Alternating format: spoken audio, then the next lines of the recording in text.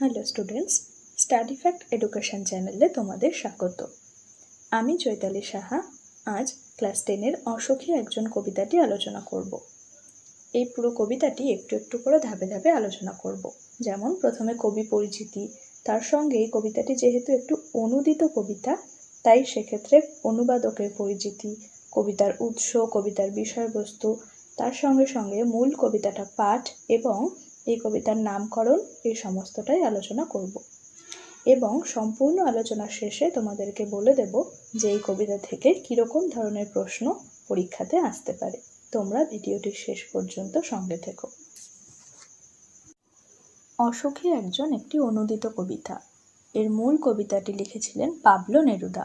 আমরা তার সম্বন্ধে সংক্ষেপে জেনে নেব এবং এরপরেই যিনি তর্জমা করেছেন অর্থাৎ অনুবাদ করেছেন তিনি হলেন নবারুণ ভট্টাচার্য। আমরা তার সম্বন্ধেও সংক্ষেপে জেনে নেব। প্রথমে পাবলো নেরুদা সম্বন্ধে জেনে নেওয়া যাক।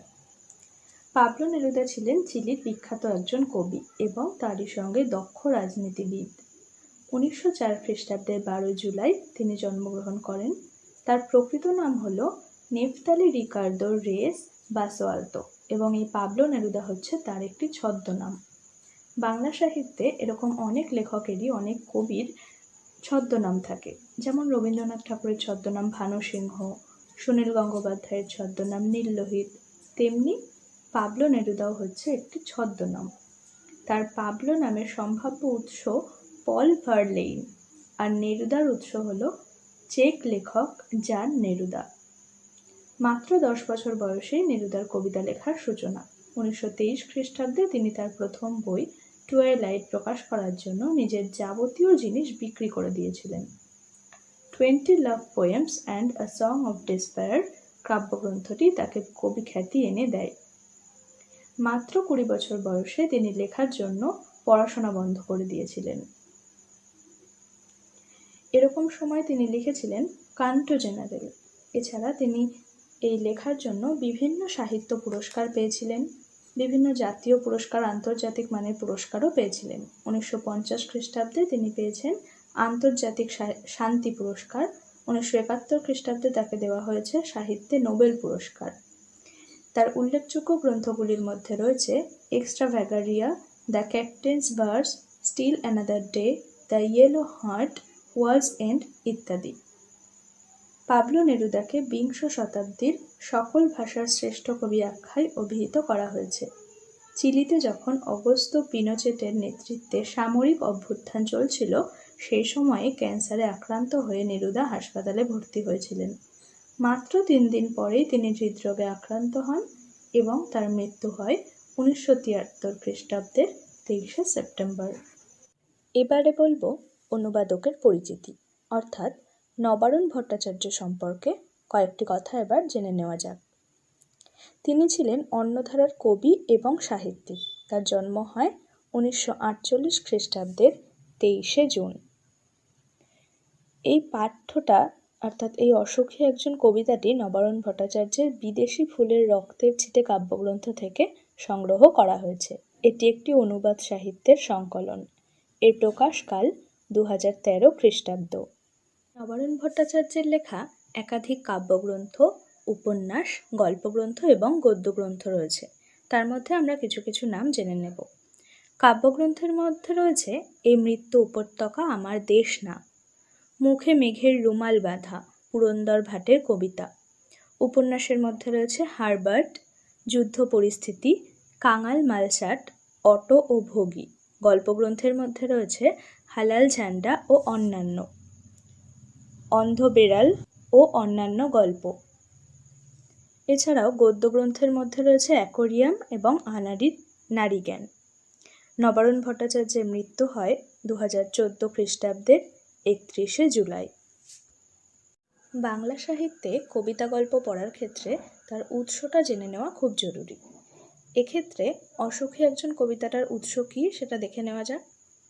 পাবলো নেরুদার এক্সট্রাভ্যাগারিয়া গ্রন্থের লা ডেসডিকার্দা কবিতাটি নবারুণ ভট্টাচার্য অসখী একজন নামে অনুবাদ করেছেন। নবারুণ ভট্টাচার্যের অনুদিত বিদেশি ফুলের রক্তের ছিটে কাব্যগ্রন্থ থেকে এই কবিতাটি নেওয়া হয়েছে। এবারে মূল কবিতাটা পাঠ করব। তোমরাও কবিতার আলোচনা পড়বার আগে কিংবা যে কোনো প্রশ্ন উত্তর তৈরি করবার আগে সেটা অবশ্যই সেই মূল কবিতাটা পড়বে, খুব খুঁটিয়ে পড়বে, কারণ তোমাদের এর মধ্যে থেকে ছোট প্রশ্ন আসতে পারে। পাঠ করছি অসুখী একজন, পাবলো নেরুদা। আমি তাকে ছেড়ে দিলাম, অপেক্ষায় দাঁড় করিয়ে রেখে দরজায় আমি চলে গেলাম দূর দূরে।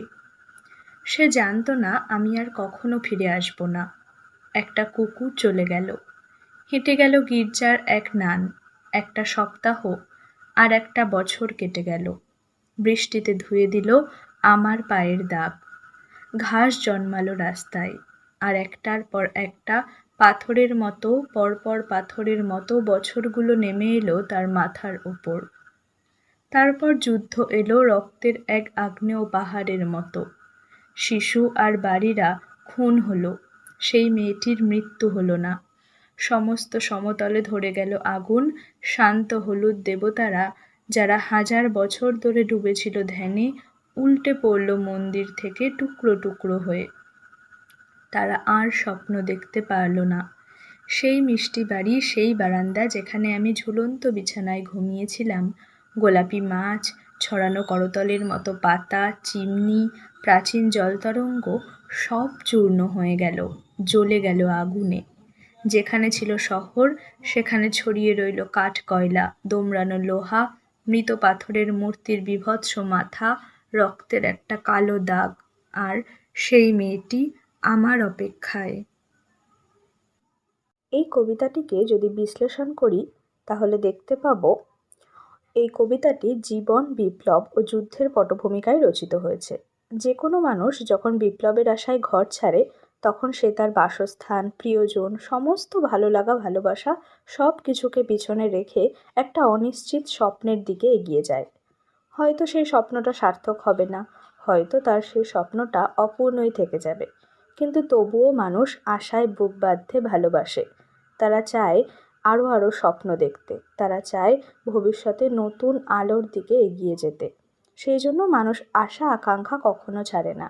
যতই বিপদ ঘনিয়ে আসুক না কেন তার মধ্যে থেকেও মানুষ ভবিষ্যতের জন্য আশা করে, ভবিষ্যতের জন্য স্বপ্ন দেখে। এরপর একদিন যুদ্ধ আসে, যুদ্ধের বীভৎসতা ধ্বংস ডেকে আনে। তার করাল গ্রাসে ধ্বংস হয় জনপদ, বীভৎসতায় মুখ লুকায় ভবিষ্যৎ। তার শৈশব, জীবনের নানান স্মৃতির মুহূর্ত জ্বলে যায় আগুনে, অর্থাৎ তার যত স্মৃতি ছিল সেগুলো যেন আগুনে পুড়ে ঝলসে যায়।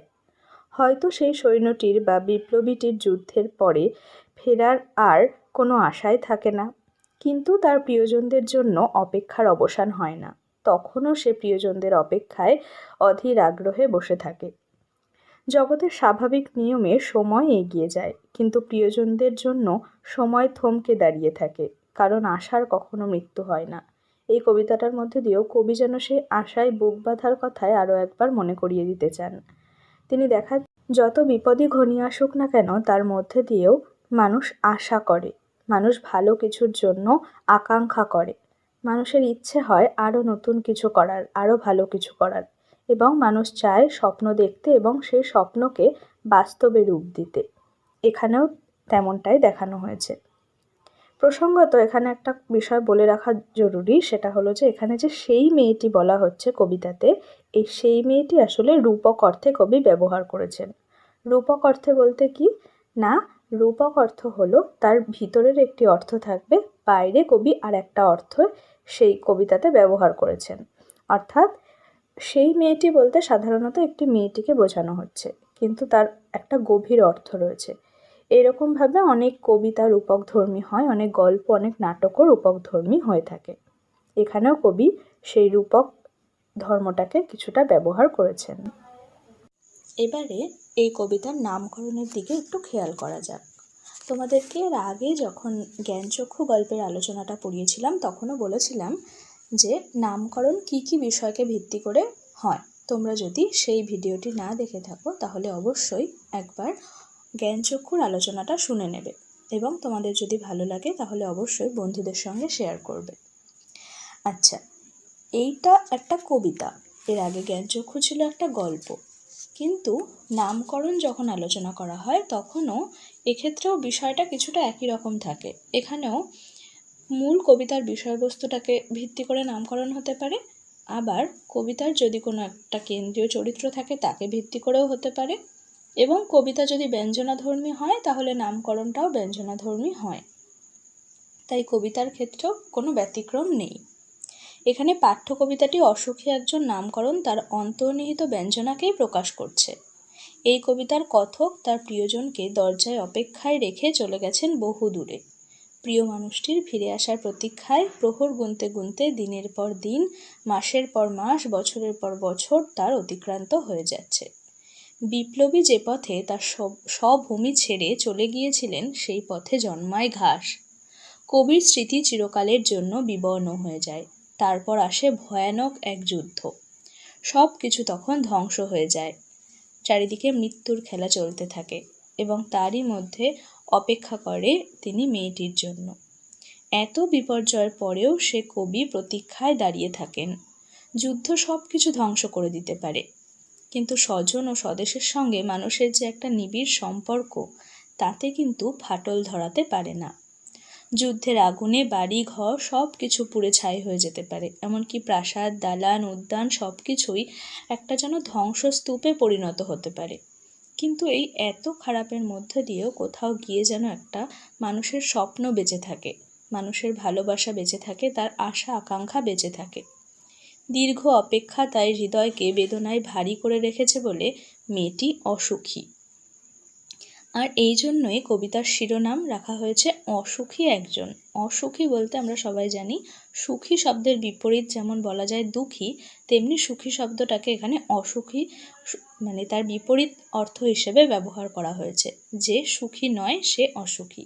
তেমনই এক মানুষের গল্প, তেমনই এক মানুষের জীবনের কাহিনী এখানে বিবরণ দেওয়া হয়েছে বলেই এই কবিতার নাম করা হয়েছে অসুখী একজন। এছাড়াও এই কবিতাতে বিশেষ করে একটা বিষয় মনে রাখা দরকার, সেটা হলো কবি কখনো যুদ্ধ আর বিপ্লবকে আলাদাভাবে দেখেননি। তিনি দুটোকে সমার্থক অর্থেই দেখেছেন। আসলে কবি নিজেও ছিলেন একজন বিপ্লবী এবং যোদ্ধা। আচ্ছা, তোমাদেরকে বলেছিলাম যে সমগ্র আলোচনা শেষে বলে দেব যে কীরকম ধরনের প্রশ্ন এই কবিতা থেকে আসতে পারে। এখান থেকে 1 নম্বরের এমসিকিউ আসতে পারে, অর্থাৎ যেখানে 3টে বা 4টে অপশান দেওয়া থাকবে, তার মধ্যে তোমাকে একটা উত্তর বেছে নিতে হবে। সেই জন্য কবিতাটা লাইন বাই লাইন পরপর খুঁটিয়ে পড়তে হবে।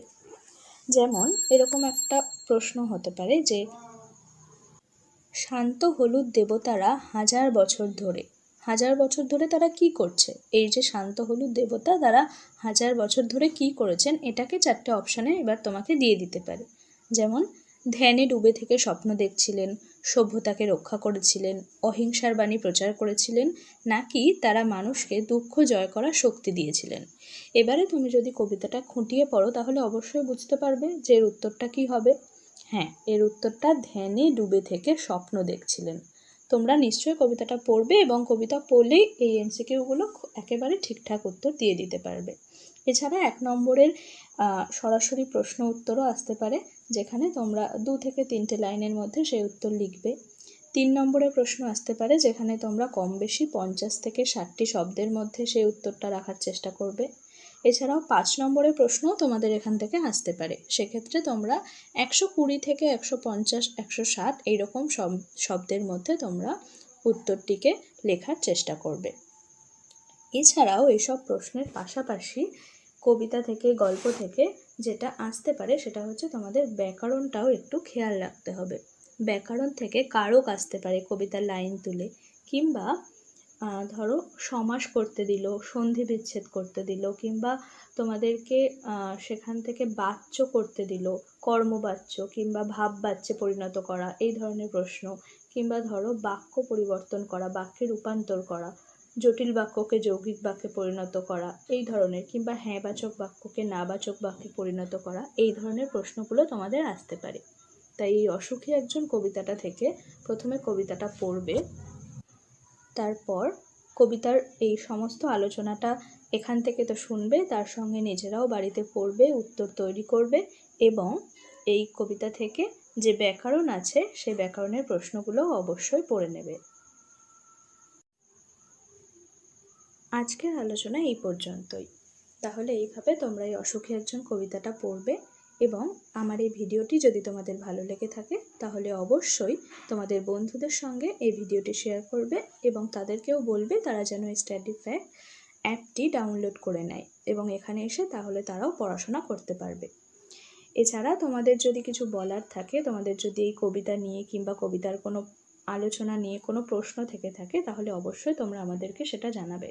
তোমাদের যদি ভালো লাগে এই আলোচনা কিংবা তোমাদের যদি কোনো প্রশ্ন থাকে তাহলে সেটাও আমাদেরকে জানিও। আজকের আলোচনা এই পর্যন্তই। ধন্যবাদ।